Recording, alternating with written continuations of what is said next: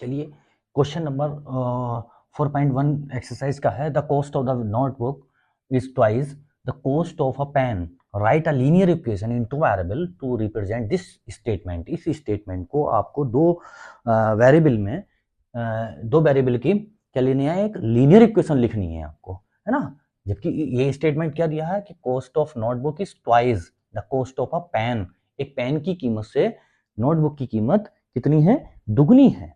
तो cost of the notebook let कर लेंगे हम, let cost of a notebook is equals to x.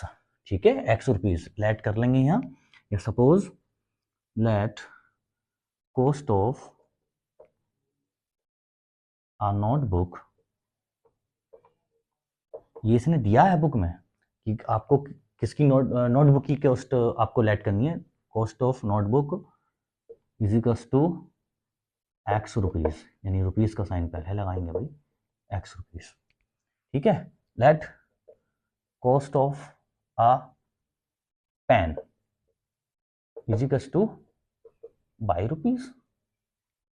अब टू वेरिएबल की बात की है उसने, है ना, टू वेरिएबल की बात की है, तो इसका मतलब यही तो हुआ कि वन जो कॉस्ट है उसको एक्स कंसीडर कर लें और दूसरी जो कॉस्ट है उसकी उसको क्या कंसीडर कर लें, बाई कंसीडर कर लें। हमने यहाँ लिखा नोटबुक की कीमत इतनी और बाई किसकी कीमत लिख दी, पेन की कीमत। बट यहाँ उसने स्टेटमेंट दिया twice is the cost of the pen, किसकी, नोटबुक की। तो according to question, according to question क्या कहा, ये नोटबुक की कीमत है, ये पेन की कीमत है। तो नोटबुक इज ट्वाइस, नोटबुक दुगनी है, इसकी दुगनी कीमत है, किसके बाद, पेन की। जितनी पेन की कीमत है इसकी दुगनी है। लेकिन अब अगर ऐसे कर देंगे तो दुगनी यही रही ना, तो हमने इसको क्या कर देना है, डबल कर देना है। ठीक है, जब हमने इसको डबल कर देना है भाई, तभी तो इक्वेशन इक्वल होगी, तभी तो इक्वेशन इक्वल होगी। सपोज दैट मैंने अगर ये ना करके ये मैंने एक्स की ये लिख दी और बाई उसकी कीमत लिख दी, अगर मैंने इसी को डबल कर दिया तो चीज तो और ऑलरेडी डबल हो गई, तो फिर इक्वल कब हुई। हमें इक्वल का साइन लगाने का हक तभी है जब हम दोनों को इक्वल कर दें। भाई ये डबल थी कीमत, इसको डबल कर दिया, अब दोनों इक्वल हो गए, अब इक्वल का साइन लगा सकते हैं आप। सपोज दैट एक की कीमत 8 रुपए है और दूसरी की कीमत 4 रुपए है, तो अब आप यहाँ इक्वल का साइन लगा देंगे क्या, नहीं लगा सकते ना। क्यों नहीं लगा सकते, जब तक इसको डबल नहीं कर देंगे, क्योंकि डबल इसने इसको बोला है कि डबल ये है, तो उसको डबल करेंगे तभी तो इक्वल होगी। देखिए 4 टू 8 तभी तो इक्वल का साइन लगा सकते हैं, वरना नहीं लगा सकते। वैसे ही हमने यहाँ क्या कि नोटबुक की कीमत पेन की कीमत से दुगनी है, इसकी दुगनी है ना, इसकी डबल है, इसकी ट्वाइस है, तो इसको ट्वाइस कर दीजिए, दोनों कैसी हो गई, इक्वल हो गई। अब क्या करना होता है भाई, वो ट्रांसफॉर्मेशन कर लेते हैं, यहाँ जीरो बचता है, हमारे पास टू वेरिएबल की एक लीनियर इक्वेशन मौजूद है। वन वेरिएबल एक्स है और सेकंड वेरिएबल वाई है, two variable in linear equation in two variable हो गई। ठीक है, इसकी पावर लीनियर है, दैट मींस 1 पावर 1। इसका स्क्रीनशॉट ले लीजिए। इसके बाद क्वेश्चन नंबर सेकंड कराते हैं, बहुत आसान सेकंड है क्वेश्चन नंबर।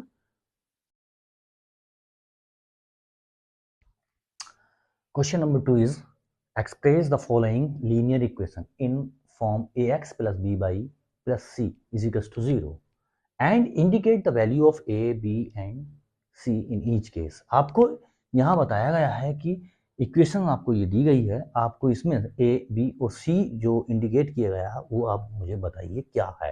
यानी a की वैल्यू बतानी है, b की और c की वैल्यू बतानी है।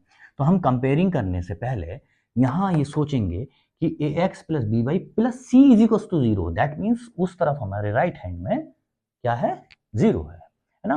यानी left hand equals to right hand आना चाहिए ना, तभी तो हम कहते हैं कि दोनों इक्वेशन तभी तो हम उसको कहेंगे। ठीक है, तो हमें यहाँ क्या लेना है, 2x प्लस 3y माइनस 3 का बाद इज इक्वल्स टू 0, यानी उस तरफ हमें 0 रखना है। तो अब हम कंपेयर करेंगे, किससे कंपेयर करेंगे, a x plus b y plus c is equals to 0 से। तो देखिए एक्स टू एक्स है तो ए टू 2 है, यानी ए के प्लेस पर 2 हुआ, बाई तो बाई है, बी के प्लेस पर 3 हुआ, सी के प्लेस पर बच्चे सी इज इक्वल्स टू माइनस 9.35 बार। ये इसका आंसर हो जाएगा।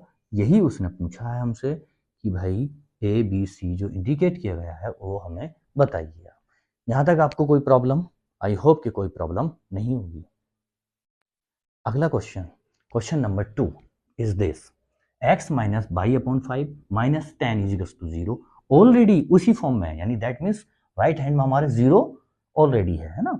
चलिए तो करते हैं ax plus b y plus c is equals to 0 से इसकी कंपेयर ना, इससे कंपेयर हम करते हैं जैसे यहाँ कंपेयर की थी हमने, है ना। लिखने की जरूरत नहीं है, compare comparing on the this x plus b y plus c is equals to 0, इतने काफी है। अब x के प्लेस पर x है, a के प्लेस पर कुछ नहीं है, तो इसका मतलब x का मल्टीप्लाई यहाँ a है तो x का यहाँ मल्टीप्लाई ढूंढना है। यहाँ मल्टीप्लाई कुछ नहीं है, जहाँ कुछ नहीं होता मल्टीप्लाई वहाँ 1 होता है। ओके, b के प्लेस पर देखेंगे आप, यानी बाई टू बाई है भाई, ये लिख रखा है, बहुत अच्छा क्वेश्चन दिया है इसमें। यहाँ हम देखेंगे बाई अपॉन 5 दे रखा है, तो हम कंपेयर b बाई से करके यहाँ दिखा रहे हैं आपको। तो यहाँ मैं आपको 1/5 इंटू बाई लिख लूँ तो कोई प्रॉब्लम कुछ नहीं, बाई की 1 से मल्टीप्लाई करेंगे बाई हो जाएगा अपॉन 5, ऐसे ही रहेगा। मैं कंपेयर कर रहा हूँ इससे b बाई से, तो बाई है, तो b के प्लेस पर कौन हुआ, बोलिए जल्दी से, b is equals to minus 1/5 हुआ, सिंपल है। Okay, now c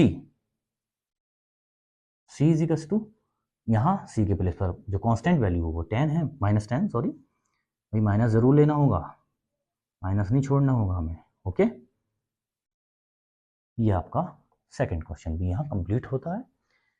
third question is this, अब यहाँ 0 नहीं है तो इसको पहले 0 बनाएंगे, यानी इसको थोड़ा आप रीअरेंज करेंगे, प्लस साइन का 6 था माइनस साइन हो जाएगा ना जब ट्रांसफॉर्मेशन करेंगे। कंपेयरिंग करेंगे भाई, तो आप comparing on the ax plus b by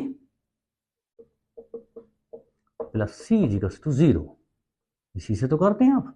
तो x के प्लेस पर x है तो x का मल्टीप्लाई यानी कोफिशिएंट a है, तो यहाँ x का कोफिशिएंट कौन है, -2, दैट मीन्स -2 a की वैल्यू हो गई। b, यहाँ b a के प्लेस पर सॉरी बाई के प्लेस पर तो बाई है, b के प्लेस पर कौन हुआ 3 हो गई। c यानी ये कांस्टेंट वैल्यू है वो पूरा 6 यहाँ आ जाएगा। दैट्स ऑल, ये आपके क्वेश्चन नंबर 1 2 3 हुए इसके, और अभी भी बाकी हैं 4 5 6 7 8। चलिए करते हैं, आप इसको स्क्रीनशॉट ले लीजिए। क्वेश्चन नंबर 4 करेंगे, x इज इक्वल टू 3/, मैंने कहा था उस तरफ क्या करना बच्चे 0, तो 3/, हमने ट्रांसफॉर्मेशन कर लिया, इधर क्या बचता है 0। आपने देखा यहाँ कांस्टेंट वैल्यू एक वेरिएबल x है, y है, उसके साथ एक कांस्टेंट वैल्यू c होती है, जैसे यहाँ देखा ax plus b y plus c, तो यहाँ वो नहीं है, तो इसका मतलब वो c वैल्यू क्या हो गई है 0 इज इक्वल टू 0, है ना। तो x का कोफिशिएंट होता है भाई, हम इसकी कंपेयर करेंगे x plus b y plus c is equal to 0 से, इससे ही तो कंपेयर कर रहे हैं। तो x है, तो a x का कोफिशिएंट है, तो यहाँ x का कोफिशिएंट कितना है 1, यहाँ b बाई तो बाई है, बाई का कोफिशिएंट -3, और c कितना हुआ 0, सी कितना हो गया बच्चे 0, ये इसका आंसर हो गया। बहुत ज़्यादा टिपिकल नहीं है, इसमें भी वही तरीका अपनाना है आपको, यहाँ 0 दिखाना ज़रूरी नहीं है, अगर आप 0 नहीं दिखाएंगे तब भी आप इसको ऐसे लिखिएगा। जब सी नहीं है तो नहीं है, तो फिर क्या होता है 0 होता है ना, नहीं का मतलब, तो 0 लिख दिया मैंने, सी की वैल्यू कुछ नहीं है तो 0। यहाँ 2x माइनस 5 प्लस 5/, हो जाएगा इज इक्वल टू 0, भाई उधर 0 लेना जरूरी है। अब हम कंपेयर करेंगे किससे, ax plus b y plus c is equal to 0 से, x टू x है तो a के प्लेस पर 2 हुआ, बाई टू बाई है तो b के प्लेस पर 5 हुआ, c है ही नहीं, जब कोई चीज नहीं है तो उसको क्या मानेंगे हम 0 ना, जब वो कोई चीज है ही नहीं तो क्या लेंगे भाई 0, that means answer 2x plus 3x plus 2 is equal to 0। Compare करिए, 0 तो ऑलरेडी है, ax plus b y plus c is equal to 0 से, तो आप देख रहे होंगे x तो x है, a के प्लेस पर क्या हुआ बच्चे 3, यानी x का कोफिशिएंट a है तो x का कोफिशिएंट यहाँ 3 है, तो a इज इक्वल टू 3 हुआ। b इज इक्वल टू यहाँ बाई है, बाई तो गायब है, बाई तो है ही नहीं है बाई, तो फिर ठीक है, जब बाई नहीं है तो बाई का कोफिशिएंट क्या हुआ, जब बाई ही नहीं है तो 0 हुआ, तो बाई इज इक्वल टू 0। ऐसे ही c, अब c के प्लेस पर एक कांस्टेंट वैल्यू दे रखी है इसने 0 सॉरी 2, तो हमने c के प्लेस पर हमने क्या पुट कर दिया यहाँ 2 लिख दिया। ठीक है, तो यहाँ एक कंप्लीट होता है 6 क्वेश्चन। नाउ क्वेश्चन नंबर 7, यहाँ मैं एक बार चेक कर लूँ कि ये यहाँ दिख भी रहा है या नहीं। ठीक है, सही दिख रहा है। तो अब यहाँ कंपेयर करेंगे बच्चे, ax plus b y plus c equals to 0 से। तो एक्स वाली टर्म ही नहीं है, तो जब टर्म ही नहीं है तो ए की वैल्यू क्या मानेंगे हम, वहां 0 मान लेंगे। जब ए की वैल्यू जब टर्म ही नहीं है तो 0 मान लेंगे। अब बी बाई, तो बाई तो है लेकिन बाई के साथ कौन है, यहाँ बी है कोफिशिएंट, इसका कोफिशिएंट कुछ नहीं तो वहां 1 माना जाएगा। और सी यहाँ -2 दे रखा है। ओके, ये आपको देखें एक बार दिख रहा है कि नहीं। ओके, बिल्कुल विजिबल है। ओके, ठीक है, अब आप इसकी तरफ आ जाइए जल्दी से, बहुत जल्दी से आ जाइए। 2x ऑलरेडी था, 5 प्लस क्या हो जाएगा माइनस, इधर 0 को हमें लेफ्ट हैंड में लिखना होगा या राइट हैंड में लिखना होगा। हमने उसको राइट हैंड में लिख दिया।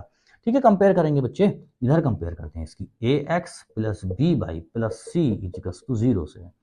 तो x टू x है, एक 2 हुआ, b बाई की टर्म ही नहीं है तो फिर 0 हुआ, c क्या होता, c की भी टर्म है कितनी, -5, तो c की वैल्यू -5 आ जाएगी। ये आपका चैप्टर कंप्लीट हुआ 4.1 एक्सरसाइज। हमने a की वैल्यू यहाँ आपने देखा 2x ऑलरेडी था, है ना, 5 हमने क्या कर दिया, माइनस क्या कर दिया। ठीक है, अब इसको आप ऐसे भी कर सकते हैं, कैसे कर सकते हैं मैं आपको बताने जा रहा हूं। अब देखिए, इसको आप ऐसे करेंगे तो ये आंसर शीट से नहीं मिलेगा, गलत हो जाएगा ना। उसका तरीका सिंपल क्या है कि जो चीज जहां है, ये 5 तो ऑलरेडी था हमारे पास, ओके, इधर 0 बनाना है तो उधर से वो लेके आइए ना। ये तो प्लस का 5 था हमारे पास, 2x प्लस है, इधर आएगा तो माइनस हो जाएगा। दैट मीन्स इसका ट्रांसफॉर्मेशन हुआ तो माइनस हो जाएगा। अब हमने कंपेयर की तो x के प्लेस पर -2 आया, b के प्लेस पर कुछ है ही नहीं तो 0, c के प्लेस पर +5 आएगा। इस तरीके से हम इसको कंप्लीट कर लेंगे। थैंक्स फॉर वॉचिंग, बने रहिए, नेक्स्ट वीडियो 4.2 कंप्लीट करेंगे अगले वीडियो में।